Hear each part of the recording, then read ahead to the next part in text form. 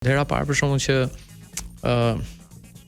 kam ta parë Zamir Manen, ndjeva që kisha një urrëtie për atë, sepse isha indoktrinuar nga kjo pjesa e popullit, e familjes, e shoqërisë, që ai i piu gjakun punëtorëve, i mori, domethënë ai lekët tona, apo merr lekët tona, ndërkohë që unë s'kam asnjë lek, po se çfarë lekësh.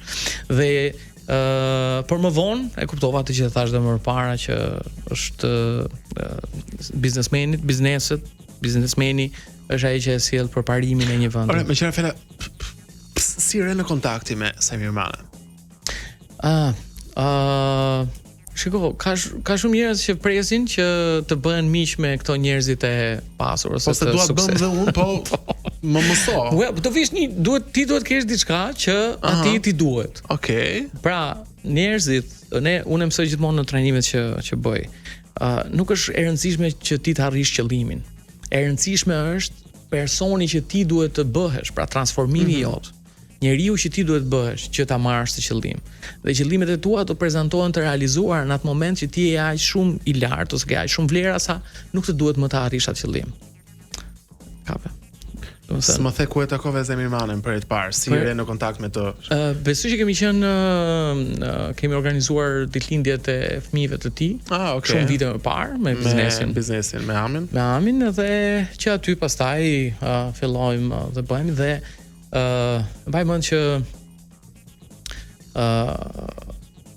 ka pas një moment shumë nga ato që ndodhin nëpër filma, që unë isha ke shtëpia e tij, edhe kam qenë DJ, ka shumë vite përpara, do të keni 20 vjeta, diçka e tillë. Edhe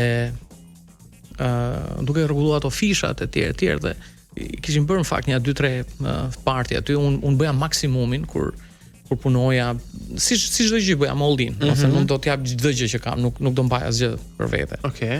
Dhe në një moment ka këto, ai ishte me atë grupin e tyre të biznesmenëve etj, dhe shkëputet edhe më thot mu, Ermal, si e mo?